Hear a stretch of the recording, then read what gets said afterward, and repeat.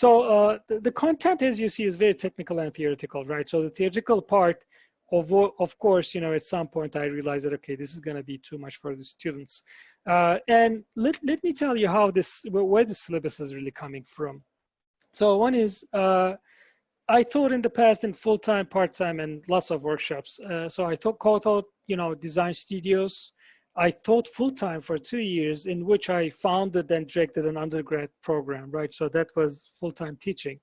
And then I conducted a lot of workshops around the world, and I was teaching maybe people super young, you know, just starting to college, or really seasoned, almost like retiring, you know, professionals.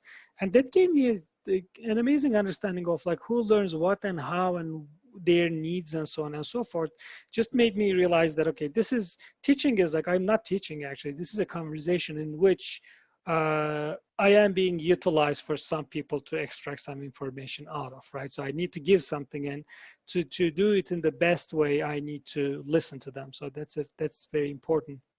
So while this thing was happening during the semester, same thing happened, right? So and then I discovered that what I was trying to do is, from presence, function, quality to whole, I split in a way that it was ground up, right? So this is something that came to me later after I was describing the class on my Medium article. So I asked the students to develop a system to search for an optimal solution, you know, based on performance and aesthetics, right? Sorry, my name is still there because I was shuffling the slides. I forgot that there.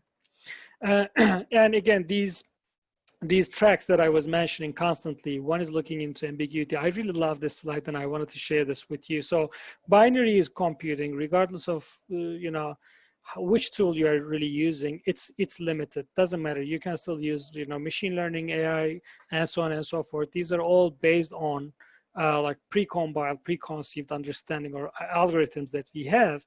But human vision is not like that, right? So this Gestalt switch we look into, is it duck or rabbit, is actually so open that you can see a crocodile at the end. And this is literally happened to me, right? So I was looking at that image, I'm like, there should be more than that. And just talking about the human vision. And this was an in-class assignment in the first 2 hours of the class after I met the students, you know.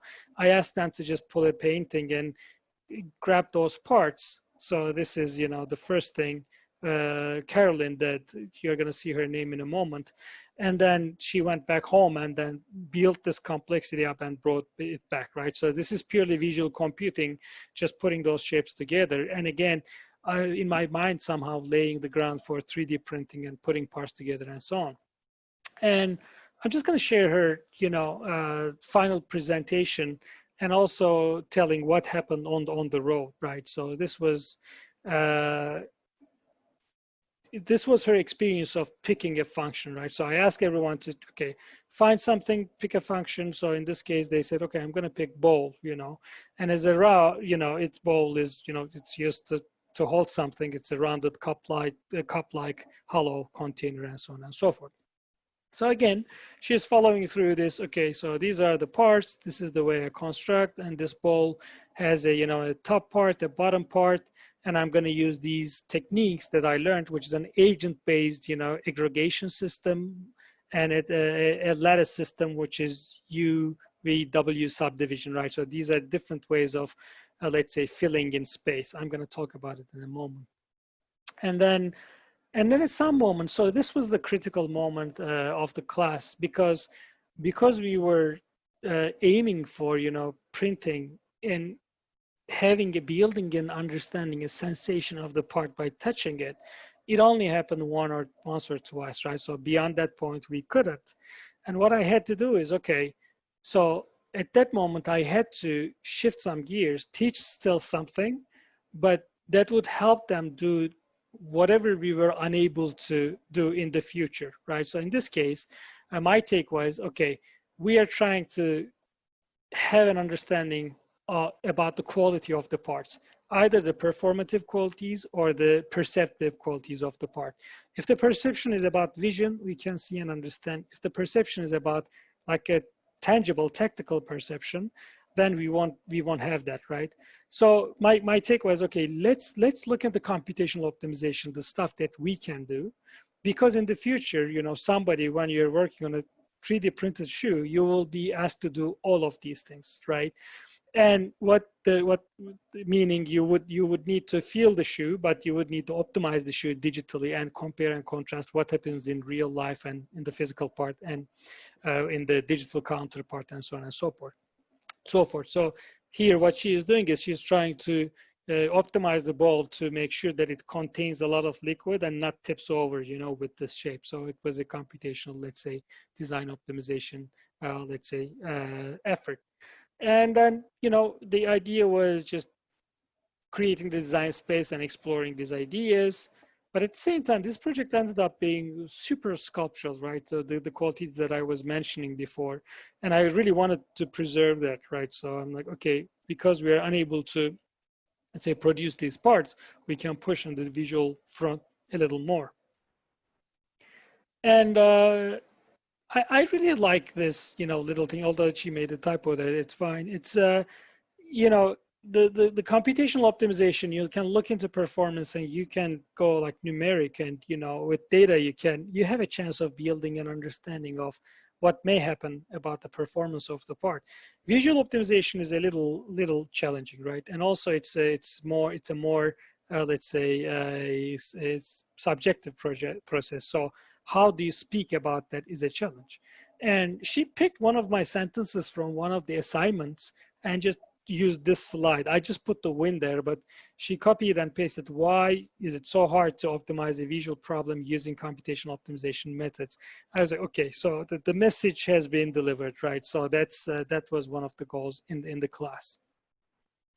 And towards the final, so what happened is there were eventually 7 projects, 7 students/groups in total, and they ended up using the techniques they learned to generate these design families of bows, backpacks, filters, and lampshades, right? So some of them are really ambiguous, like filter, but it's kind of like consistent within itself. And I'll point out, yes, these recordings on YouTube. So if you go to my channel, we have all these, you know, almost more or less 20-minute long videos that are showing the final review of these all 4 projects. The way we got in touch with Liz was, I think, if I'm not wrong, Liz saw this article on medium.com. I talked about this experience, and in more detailed fashion, not the syllabus itself, but what I learned about teaching over the years and why I prepared the front-loaded class, which is coming again, and the details that I've been, you know, telling in this presentation. So it can be found there. The teaching style, while writing, again, like writing is a discovery for me too, right? So just writing it helped me understand and discover why and how I prioritize a couple of things, you know, compared to some other things, right? So I said, okay, so I formulated this class or the classroom into around like 3, let's say, core items. So this is agency, adaptation, and fluency, right? So this is the teaching style. So agency is the agency of the student, right? The strength, the presence, or the influence of the student in teaching. So again, I'm not walking with this, you know, rigid syllabus and A, B, C, D, I'm going to teach these and leave. It's rather this blank box, and this is just a visual analogy for that. So here is this, and we're going to fill this together, right? So that's the idea. And I think it really helps the instructor too, right? To say that, okay, this is your thing, right? So this is your thing. It's gonna become whatever you make out of it. So, and if you give enough material, like I tell you 5 books, just try to read 2 pages from one of the books, right? So that's good enough. I give you 5 models, try to use one of them. Try to put something on top of, you know, the half of the, you know, the definition or the model that you have. So this is pretty interesting, and I exaggerated this a little bit, even given assignments this semester. I wanted them to do it, but not in the way that, you know, I would grade them or something. It was more like, okay, better bring something next week so we can discuss and figure out what you really want to do, and not only in relationship to this class, but also what you want to do in the future, right? So almost like the methods they become optional for students, and even assignments become optional too. I know this sounds a little, you know, like too utopian, but I think there's also a way to still make it look optional, and have most of the students do the homework, or the assignment, right? It's not a homework, so they learn from it, and they become an integral part of the teaching process, right? Because if I see the response about the assignment from the student at the very beginning, I understand if it is clicking something or not. And the following week, when I see the assignments, it's not only they are being very kind of like attentive, or they are not being very responsible. It's more like I take it in the way that, okay, if this assignment really, blends and flows in the class for the learning process and so on and so forth. So I learned from them, right? So that's very important. Adaptation. So adaptation is interesting. Again, like for the, I'm sure, if you remember your years of being a student, probably you responded better or liked the instructors better when they adapted to you instead of they expected you to adapt, right? So that's, and I don't think that will change when you become the instructor and you have students. So this adaptation goes both ways, right? So the instructors who listen and adapt the class and reformulate things, I think creates a better environment, and let's say and make the students perform better, the class perform better in a way. So the adaptation goes both ways, right? So it's not like take it or leave it kind of thing. You have to learn this or you're not going to succeed. Not like that.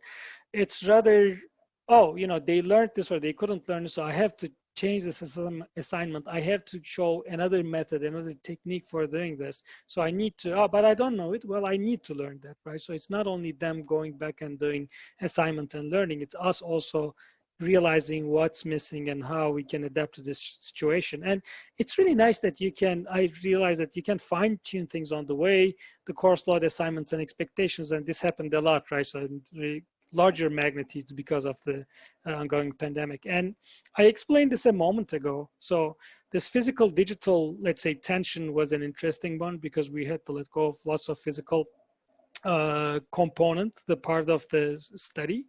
But what we did is by changing the subject, so literally I teach something related that I envision is going to help them go back to the physical in the future and make the connection between those. And I kept talking about this, right? Okay, let's look into computational optimization.